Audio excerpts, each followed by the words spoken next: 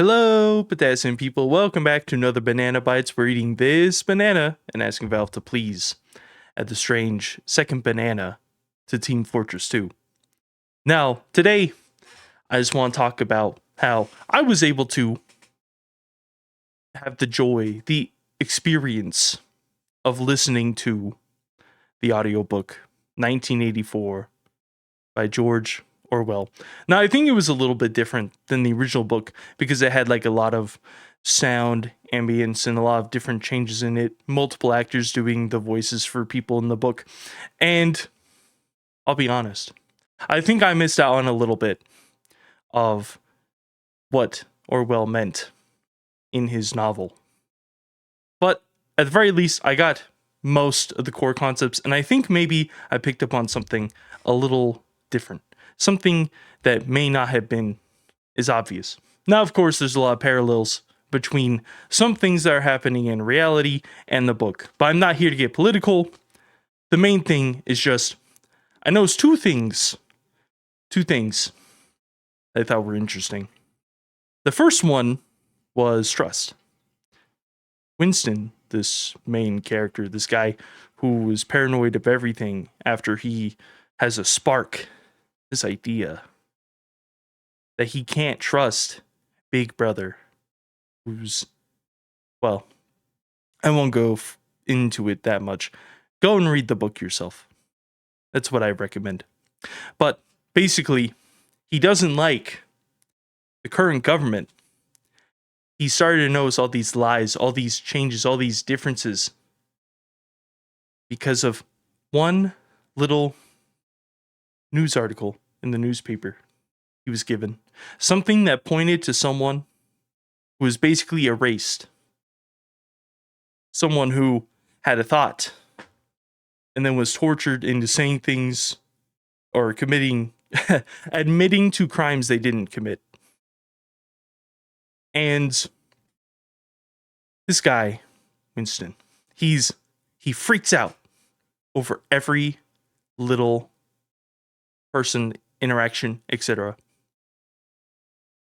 And it's interesting to me because admittedly that level of paranoia is insane, but when you listen to how everyone interacts with them and how people treat thought criminals, basically people who have ideas against the current government there, it's like, oh, this makes sense. But as the book progresses, he begins to trust in others and in certain ideas he has in his head more. Until it betrays him. Admittedly, though, it wasn't going to work out in the end anyways. But I can only imagine what kind of anguish and pain he felt on realizing that the solid trust he built up for two people. I think one of them was O'Brien. He's like the final boss of the book. He's the real final interaction before Winston caves in. And Julia, I think, was his love interest. Because she basically gives him up after being tortured. I thought that was really intriguing. Just how that trust, how that love, how that care was destroyed. And it happened to him before, technically. So, besides that, I also think that with 1984 being a sort of warning for people just to think and to realize what's happening before it's taken from you, to do something before everything crumbles around you. I find it really interesting how everybody was basically an enemy. There were even kids, like super young kids in the book, who were like, oh, this person's a thought criminal, like Winston's a thought criminal. We should persecute him, we should throw him in jail. and like some of the crazy things they were saying. In the novel, even the kids would turn in the parents for being thought criminals. And then, well, that's just how things are. That's just how it's built up. You got to seed in ideas early. The earlier you get a thought into someone's mind, the earlier you can convince them of a certain way of thinking. That is what they think is normal. And that's why I brought up being normal yesterday. Yes, there are differences. There are differences in people. And while a lot of the genetic makeup of human beings is going to be similar, and a lot of concepts and ideas and how we function is going to be similar, especially on the physical level, it's not one to one. And being normal, while it is nice to have a large collection of data and different viewpoints, etc., sometimes you do have to be a little different. Because if you're not, well, you can fall into a trap pretty easily. You have to think. And that's probably the biggest difference that people have is our thoughts. One last thing. In the book, there are people who are scared, but that know something is wrong.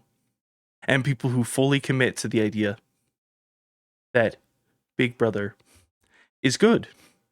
And is there trying to give them the best things possible.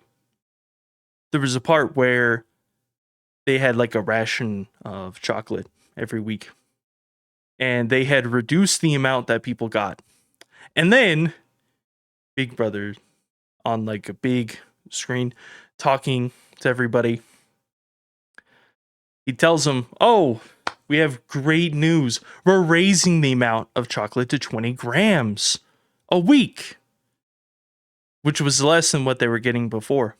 And people were so thankful because they forgot.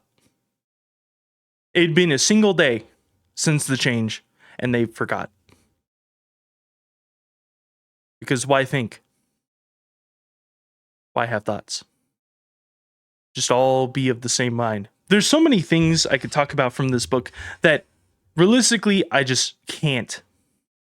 Not unless I want to, give a 2-hour long lecture of, what we have here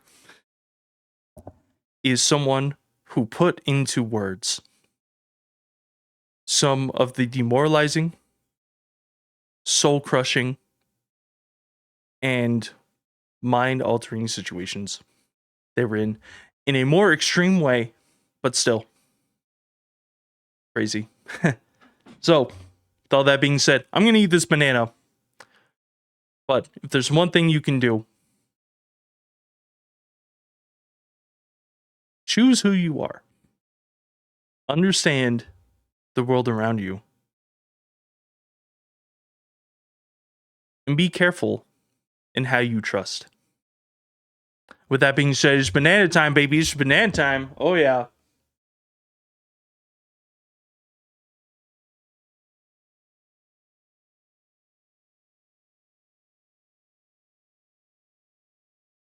Hmm.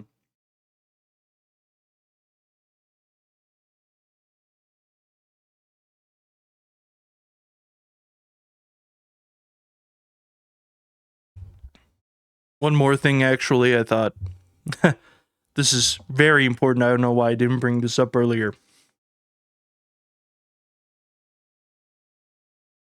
So basically, no, never mind. Maybe that's for a different time.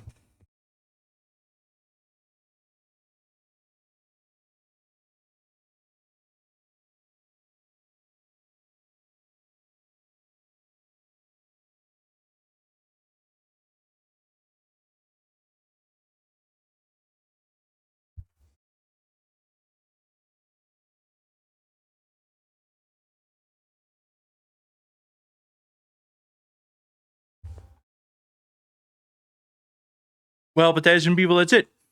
I'll talk to you all next time. Bye-bye. Bye-bye. Bye-bye.